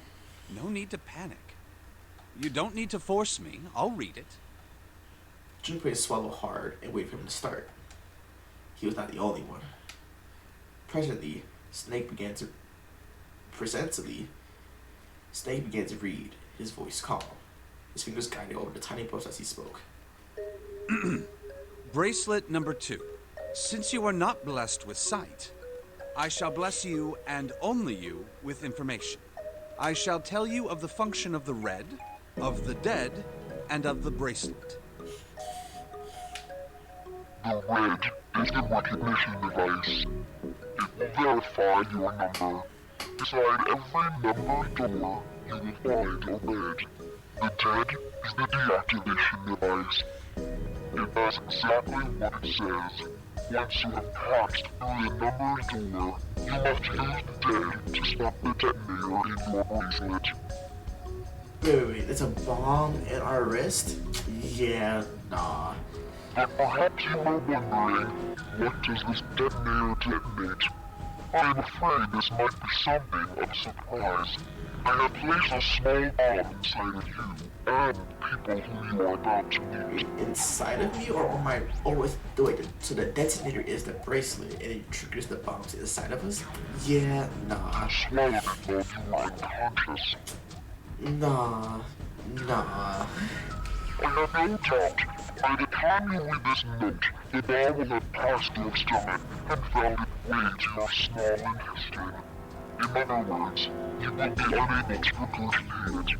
I suggest you do not try. As I mentioned before, the bracelet on your left hand contains a detonator. Think of it as a remote fuse, or timer, for the bomb in your body. There is only one condition which will cause it to detonate. That condition is that you enter a numbered door. Once you have done so, the timer will activate, no matter who you may be. You will have 81 seconds. 9 divided by 9 times 9, and then 9 divided by 9, or 8, or the different root of 8 plus 1. Fucking hell. If, after that time, the detonator has not been deactivated, it will send a signal to the bomb in your body, instructing it to explode. In order to deactivate the detonator, every person who verified their number at the red must also verify their numbers at the dead. Red Dead. Or Dead Red. Once all numbers have been verified by the dead, you need only pull the lever at its side, and the countdown will cease. Anyone who does not verify their number at the red will find themselves unable to verify their number at the dead. That is to say, if you had passed through a numbered door without first verifying your number at the red, in 81 seconds, you will be dead. Wait. You must also keep in mind that the numbered doors will close automatically after 9 seconds have passed. Wait. So is it you walking past the door that triggers it, or is it you just verifying period that triggers it? It must be you just walking into. It must be just you walking into the door triggers it. Okay, that probably makes sense. It's probably you walking into the door that triggers it, because Clovers and Aces bracelet didn't start the timers on their stuff. So So long as the doors open, the dead will not function. You would do well to remember this. Lastly, let's discuss how to remove the bracelets. There are only 2 ways to do so. 1. You escape from this ship. sounds easier enough. 2. Or heartbeat, which is 0. Oh, so I die. So either I live or I die. Got it. In other words, once the bracelet is taken outside the confines of the ship, or the exotic wearer's heartbeat has fallen to 0, it will shut down automatically. I wonder if you can. I wonder if there's another way you can get past that. There is no other way to remove your bracelet. Oh, I guess not, because you said that. If you attempt to force it off, or disable the detonator, the bomb within you will immediately explode. Junpei is hella lucky, because he for sure tried to force that bitch off at the beginning. This is all the information which I can impart to you. How you choose to use it is for you to decide. If used wisely, you can eliminate those who might be a danger to you. For a time, you would be able to control your fate. I wish you the best of luck. Snake finished reading and carefully returned the cards to his pocket. So it's saying only those who verify their numbers at the red can pass through the numbered doors. Teams can't add or subtract people after they're scanned in. The Reds, Deads, and Bracelets enforce the rules. They're judge, jury, and executioner. Oh, shit! A fucking bomb! And the final suggestions just both side ends and put everything time to throw it and begin the gag. The rest different, some just to the stomachs, some instead of the bracelets. Junpei gingerly touched his stomach. There's a bomb inside me. My question now is, if you get out, how would they remove it? Would you go to a doctor and be like, hey, yeah, doc, I was trapped inside this little mini game, and I need you guys to remove the bomb that's stuck inside my stomach. Thought it made him queasy. Yeah, let's see how that goes down in the real world. His stomach felt oddly hollow in his next week. What made Zero think creating this horror show of a game was a good idea? For pleasure? Have you seen that? Have you not seen Jigsaw? Did this not come up before that? I don't remember. Junpei looked at the others. Right. I'm gonna ask one more. Do any of you know anything about Zero? Nope. They're all silent. He's pretty ready to hear the others say. Finally, Santa spoke. Actually, I saw him. I didn't see his face, though. Son of a bitch was wearing some kind of gas mask. Sounds about right what we saw. What the hell? Come on, guys, give me something. You know, like surprise or something? Instead, it was Santa who looked surprised. There was no moment of silence. Everyone spoke at once. I saw that too. I did as well. Me too. I didn't see inside the mask, though. That mask, It was really scary. Huh? Oh, so all of our abductions were the same. We were taken from home at midnight. The person claiming to be Zero had a mask on. There was white smoke, and then each of us passed out. We woke up to find ourselves on D-Deck, in a room with a 3-level bunk bed. How about you, Seven? Did the same happen to you? Only 7 stories seem to let the details of others. Oh, me? Yeah, well, mine was just like the rest of yours. That's all he had to say. He had encouraged Junpei at the time that it sounded like someone was strange, but he didn't press the issue. Okay, that's good enough for now. Yeah, he had done so because there's something. He hadn't done so because there was something that stuck him as even stranger. I have a question. And what's that? There's a mystery of the relationship between Snake and Clover. Snake and Clover. You were both kidnapped from the same room. Junpei looked at them thoughtfully. So, what's the deal with the two of you anyway? It was Clover that answered. Clearly, she felt that she had nothing to hide. We're siblings. Siblings?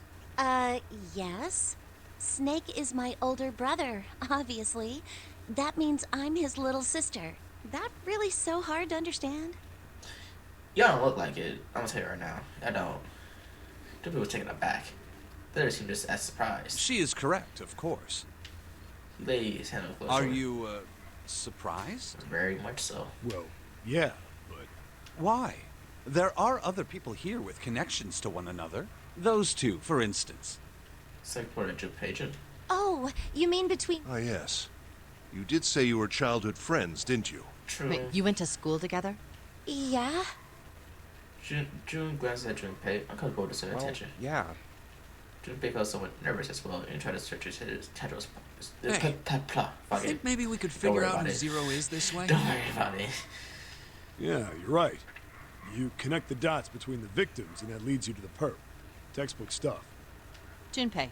June. Does any of this ring a bell? Ring a bell. Ring a bell? They looked at one another, and like it was staged, both of their head at the same time. Perhaps you went to school with the son of a multimillionaire. No. A millionaire? Son? Well, someone bought this boat and set up all of this. Whoever Zero is, they must be incredibly rich. Yeah, this place does look pretty fancy. Well, we can't be sure of that. To me, this seems as though it's the work of an organization, not an individual. Oh. Most likely, Zero is simply the representative of a larger group. What sort of organization? It could be a number of things. An army, perhaps, or a research group. Okay. Perhaps this is all some sort of psychological experiment. Okay. If it is, then it's a pretty fucked up experiment. Yeah. I mean, come on! A guy's dead! Mostly by his own dumbass decision, but you know, whatever. Why did y'all flash back to this? About to freaking give me a heart attack. I don't know who the hell this Zero asshole is, but I know for sure he's gotta be pretty fucked up in the head to do all this. Yeah. If this was all one guy, then he's got some serious issues. Even with the specter of death hanging over them, discussions the discussions continue for some time. Anyway, I wasted a whole hour. I thought we were finished with that topic. Then what should we do? We should talk it through. Oh my god, enough! All we're doing is talking! Santa threw his hands, his voice filled with irritation. Talking won't solve anything! It can't help us find our way out of here! No, you're not wrong. You really sure you want to just sit around? We've only got 7.5 hours left. We already wasted 1.5 hours of our 9 hours. Everyone there was already on the edge of panic. What's in total only made their feelings more intense. No one was willing to argue this time. You're right. Very well then. There's only one way for us to proceed. Sure not gonna be fun running around knowing we gotta jump when Zero says jump. Well, it's stupid to just sit around here doing nothing. Thanks to Snake's card, at least we have some idea of how this all works. Correct. And so long as we all follow the rules, we will most likely be all right. Should I mean will? Yeah. But But Who's going to go in which door? Good question. June looked towards the number doors. Oh yeah, that's right. We can't have any more than 5 people in one door. Well, there's 8 of you guys, so that's not gonna be a bit of a problem. That's not gonna be a problem. All 8 of us can't go in the same door. True, but they get split into a 3 and a 5. Then it would seem we will have to split up. Wait, 4 and 4, 3 and 5. Lotus looked terrified. I'm telling you now, there is no way in hell that I'm going into door 5. Okay. Come on now, don't be selfish. Call me whatever the hell you want. I'm not going in there. Okay, well, we gotta figure out the number for that then. If I'm going to have to walk through all that blood, then I'd rather stay here. Are you afraid of getting a disease from him? And we were doing so well. Hey, shook his head sadly.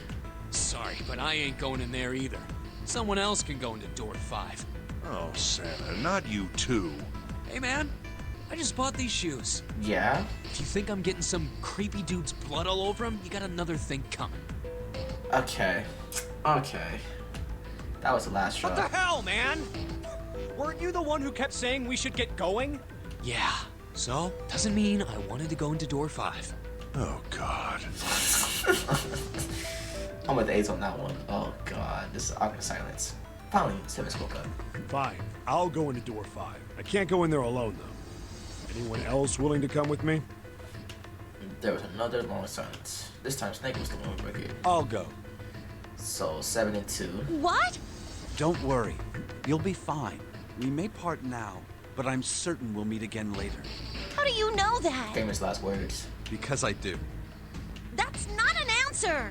If you're going, I'm going too. I'm going into door 5. So, what is that? 7, 2, 9, 4, 13. What am I going to do with you?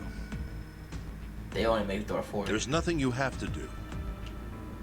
He said If 4. I join you, the problem is solved, correct? Well, that's 5. 7 is 7, and Snake is 2. And if you add Clover's 4 and my 1, the digital route will be 5. Yeah, because 9, 13, 15, no, 14. 7 plus 2 plus the digital root of 14. Oh, it works. The 4 of us can go into door 5. Wait, what about the other 4? What's their digital route gonna be? Not gonna be 4. 5, 6, 8. Yes, that's it, right? 5, 6, 8. No, 5, 6, 3, 8. 11. So 5 and 6 is 11. 8 is 19. Plus 3 is 22. Well, we could go through it. Alright. Lotus, Santa, June, and me. Our bracelet numbers are 8, 3, 6, and 5. All right. 8, 3, 6, 5. What would our digital... It'd be 4, wouldn't it? 8 plus 3 plus 6 plus 5 is 22. Yeah, so I was right. So, Fuck. the digital root of 22, 2 plus 2. He created what he determined. It's 4. Add up our 4 bracelet numbers and the digital root is... Then we can go into door 4. Yeah. Huh. That worked out well. So the team assignments will be like this. 7, Snake, Clover, and Ace. They would go through door 5. Lotus, Santa, June, and me will go through door 4. Are these really the teams I want? Beyond door 5 is what remains of the Ninth Man. I never want to see that thing again, but something's telling me that it'd be a good idea to examine the corpse, even just a little closer. Of course, if I went through door 5, I wouldn't be going with Lotus and Santa. I could bring June with me through door 5, but that means she'd have to see the body in there. Your paper's torn. Should I stay silent and go through door 4? Or should I stop them and insist on door 5? As he turns the options over and over, his mind Ace spoke up. All right, then. It seems we've reached a conclusion, shall we? Began to walk towards door 5. I'm going through door 5. Clover and Snake followed with 7 short distance behind. We're over there too, right, Snake? The door's not going anywhere. Which door? Alright. So, I'm gonna say this decision. I can't stop. That's crazy. Thank you. So I'm going to save here. I'm going to stop here. So we're going to save and stop here for tonight. And I'll probably pick this up sometime later. But hopefully you guys enjoyed this, the first half of the game. Hopefully it wasn't too boring again because of the talking, but we'll get through that. But I'll see you all in the next one. This is your Black Dragon God leading.